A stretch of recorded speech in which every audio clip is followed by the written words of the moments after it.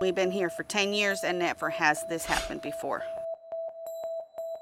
Being a black man with HIV in Washington, D.C. has not been easy.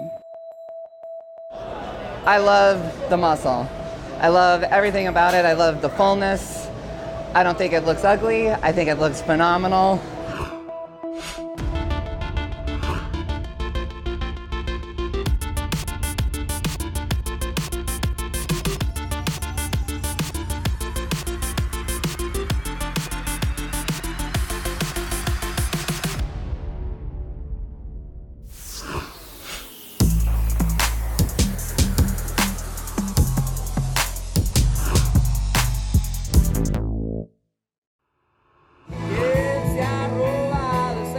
Houston, Texas, America's fourth largest city and one of its most diverse.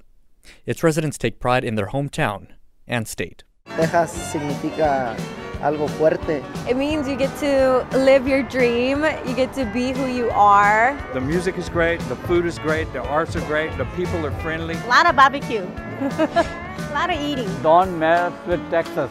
De saber el español y el inglés y comer tacos y una pizza mañana.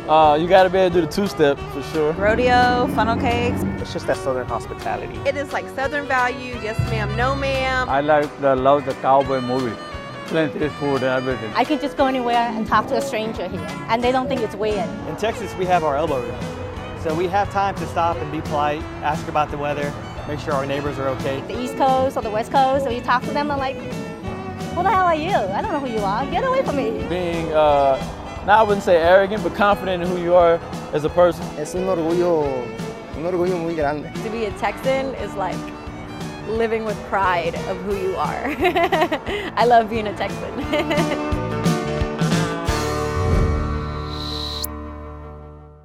Okay, I made that video earlier this year, before Hurricane Harvey.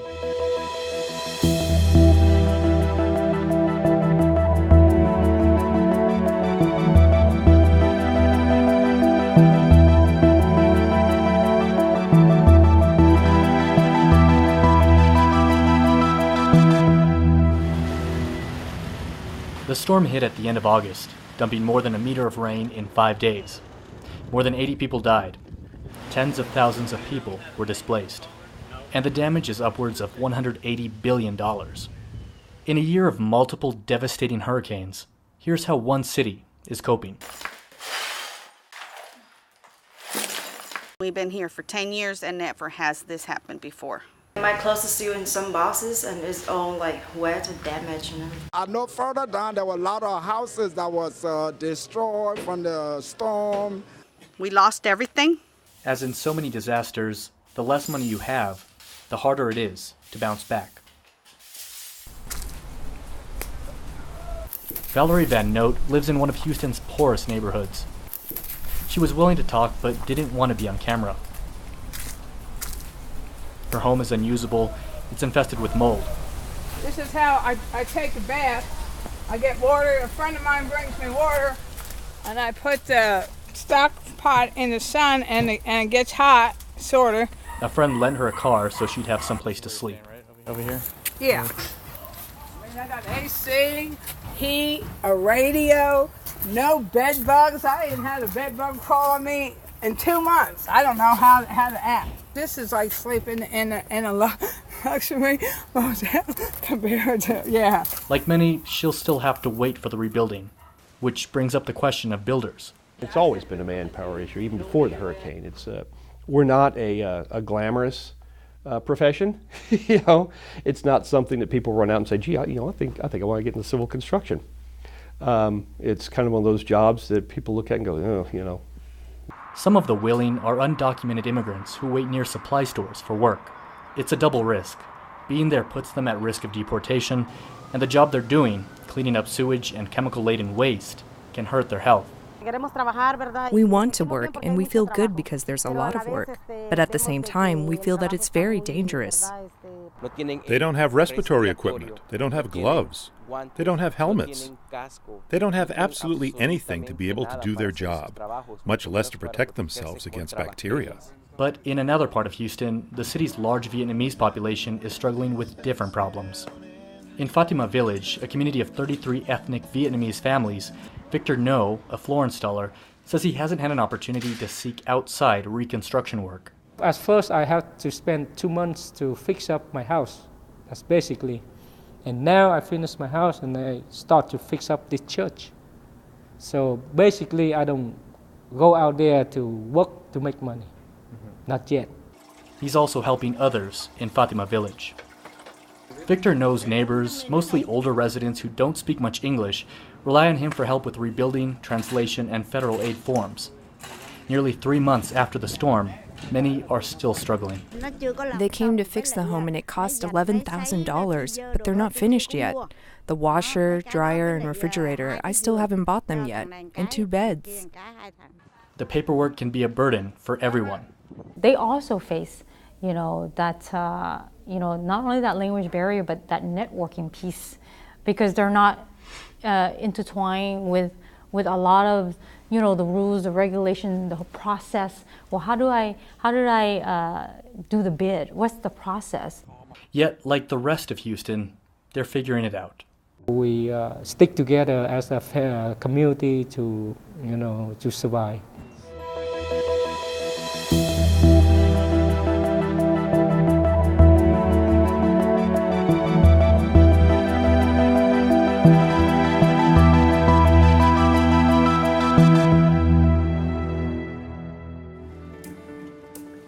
This shows right here, an event like this, that Americans can come together and help each other out and be one. Anybody home? People of all faiths, they have come together. They're working just purely on the basis of humanity, nothing else, just human beings helping each other. I mean, it's the middle of the week, driving hours and hours to just come and help. I mean, because just people helping people. If you see someone in help, you should help them out. That's what I think. Ramon Taylor, VOA News, Houston. It's not that bad of a illness anymore, and you can live with it. And if we all can come together, we can bring the stigma down, and more people could get tested, and we can really destroy this whole epidemic of it.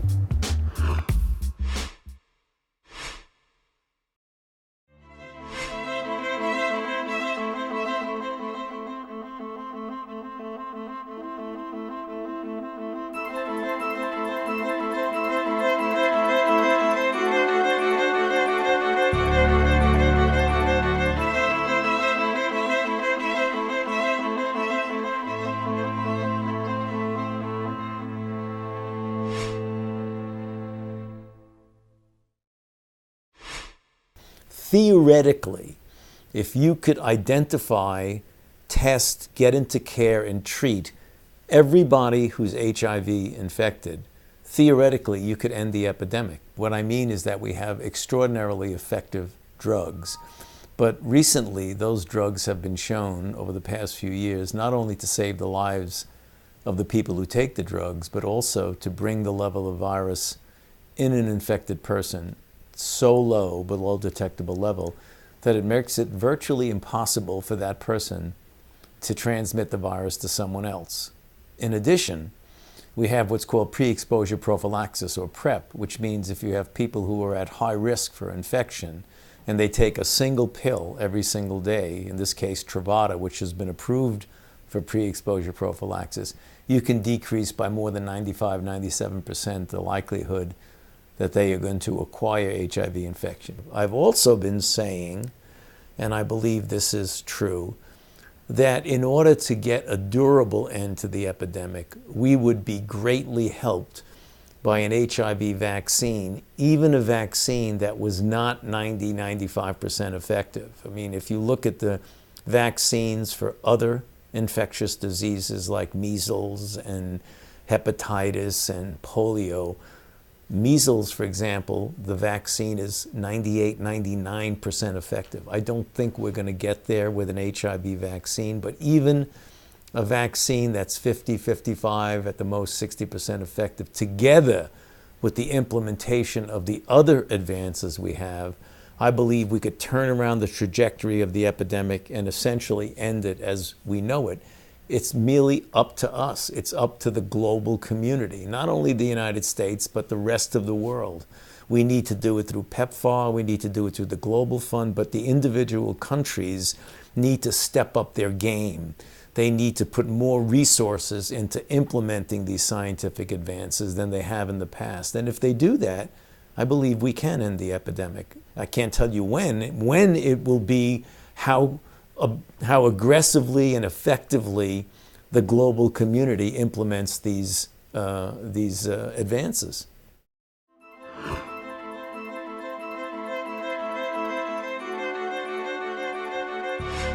Being a black man with HIV in Washington, D.C. has not been easy. My story starts here at Whitman Walker. July the 13th, 1990, I was diagnosed with HIV. And I remember my doctor telling me, you might live to see 50. You will not live to see 60. And friends that I really loved and cared about, a lot of them, most of them, have died. And I planned my funeral twice. I picked out my grave.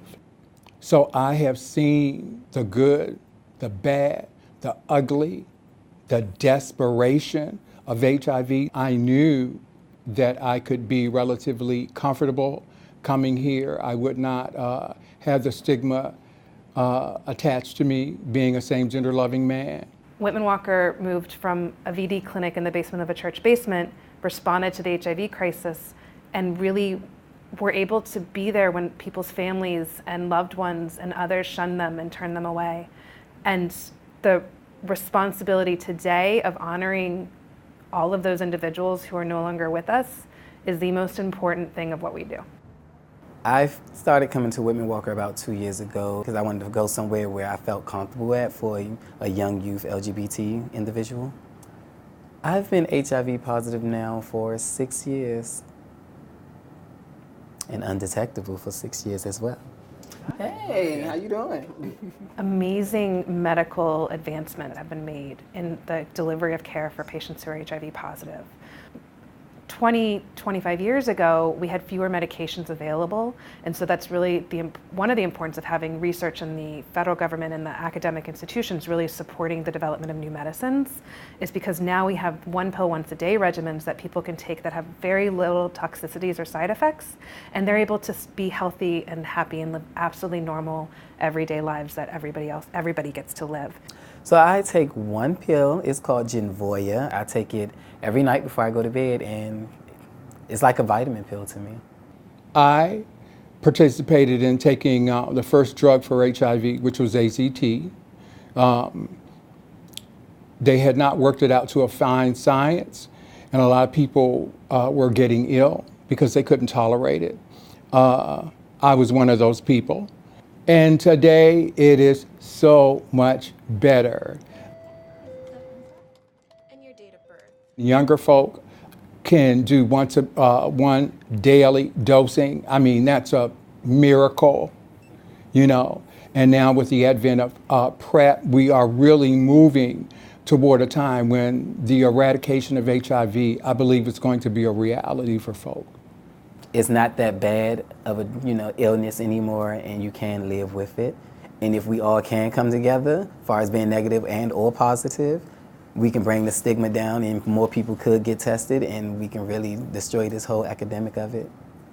I think especially for World AIDS Day, and what World AIDS Day means, December 1st, 2017, I think the most important thing is that people just need to know that HIV is still something that is around and still needs attention and still needs resources and still needs support.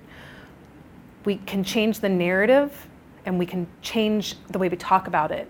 We can talk about it being something you take a pill every day for, that getting undetectable means that you're not able to transmit the virus, and the changes we've made at prevention and engagement and what that looks like to be positive and to be negative, and what love and relationship and sex and intimacy looks like in 2017. But we need to talk about it. That's the importance of December 1st, is having that conversation and to have it openly and honestly, and the more you talk, the more you reduce stigma. One of the best ways to help amputees advance is to help them get more and more comfortable with their prosthetic device.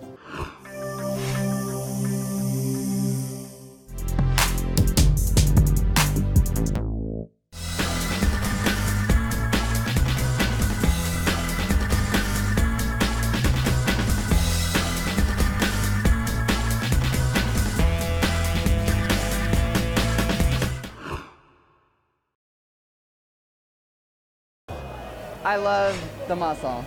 I love everything about it. I love the fullness. I don't think it looks ugly. I think it looks phenomenal. Heather Formicella is one of 3 women who competed in what's called the Women's Pro Physique category at the Presidential Cup bodybuilding competition in Maryland. Life could be worse. I get to lift weights every day and I get to do something that I'm passionate about. And if it helps inspire somebody, even better. But it's more than just hitting the gym. The athletes in this drug-free competition submit to a polygraph, and if they win, a urinalysis.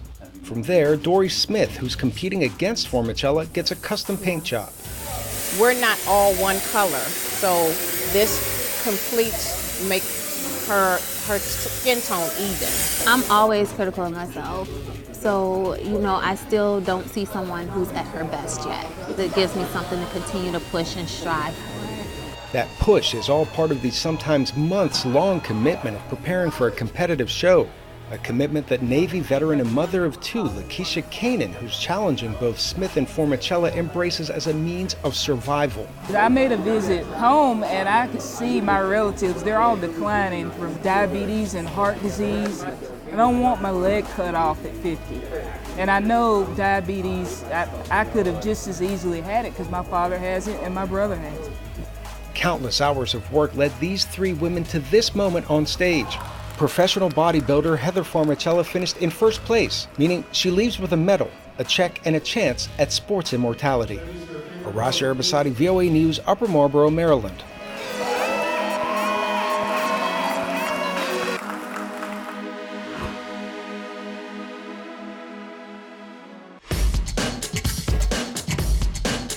Matt Knight loves boxing, but he's learned from experience that getting a trainer in San Francisco is not cheap. Coming in for like a one-on-one session would have cost a ton of money for like the level of caliber that these guys were. Knight searched around and found a wearable device called Move that coaches users in cardio boxing. Unlike passive wearable devices that only count a user's steps, Move is able to talk and coach Knight during workouts. Try to keep your wrists straight. Through an app on a mobile device. Move doesn't necessarily give you the full guidance that you would get from a real-life coach, but it does guide you through the cardio aspects of it, which is actually one of the tougher parts of staying on top of while you're boxing, is that you run out of energy. Right foot forward. Knight used the product so often that Move hired him to test it. Besides cardio boxing, this waterproof device also coaches users in 4 other types of workouts, including swimming and cycling. Beijing native Meng Li, Move's co-founder, was inspired to develop this wearable coach while hard at work at another startup in Silicon Valley. I find like I'm not as healthy and active as before, and I start feeling like, I need to work hard, I need to charge myself, but I don't have time to go to the gym or, money to pay the trainer. So that's actually part of the reason how we started Move. Lee says what makes her wearable device unique is how it tracks a user's movements. We created both the sensor technology as well as the AI coaching in-house. So one focuses more on the hardware, the other focuses more on the software. So the sensor senses your movement in 3D space. For example, it senses your range of motion, it senses your rotation, it senses your orientation. Fitness-oriented wearable devices are not only gaining popularity in the US, they are also trendy in many Asian countries, the reason behind this Chinese language promotional video. In China, the trend of fitness is growing so fast, and we see very similar behaviors and need from our consumers in China, and it's growing. But at the beginning, we didn't expect that. It was basically a surprise. As with many immigrants who attend graduate school in the U.S., Lee decided to stay and work here. But she has a team of employees in China, and she expects more trips home as her 3-year-old startup grows. Elizabeth Lee, VOA News, San Mateo, California.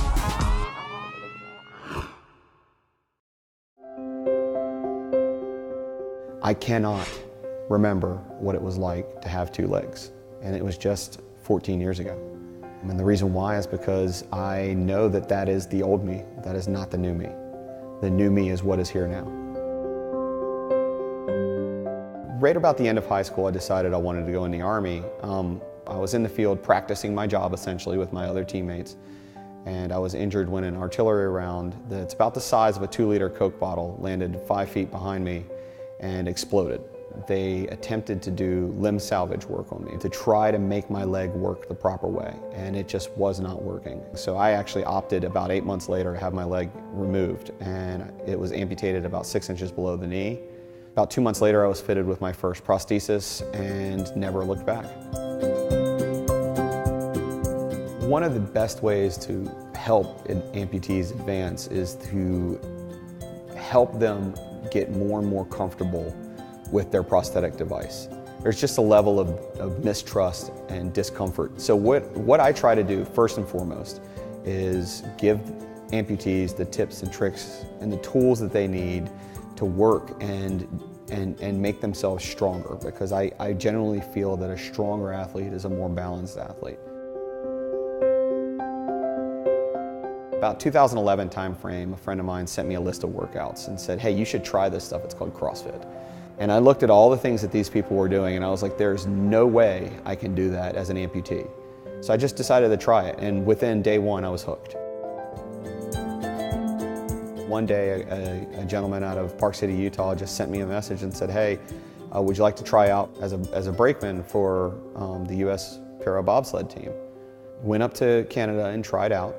Went to Europe about a month and a half later, had a first and a second place finish and came back as the overall champion. To hold the title of the first ever Para Bobsled world champion was pretty special. I'm not the future of this sport, so my goal is get us noticed, compete when I can, and recruit as many people into the sport as I can.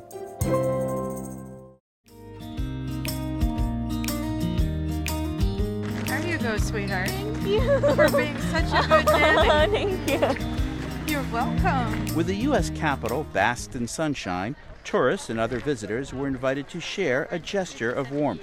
And I love you. I love you too. This floral wall is the project of Teleflora, a subsidiary of the Wonderful Company. People were invited to take a bouquet for themselves or a special person, even if the current relationship is not so rosy. The idea behind this is to invite people to tear down a wall for once. And it really represents the metaphorical walls we put up in our lives and our relationships, between loved ones, coworkers, neighbors, even from both sides of the aisle. And I think this is a brilliant idea. I think giving flowers just sums up how much you like someone. Robert Raffel, VOA News, Capitol Hill.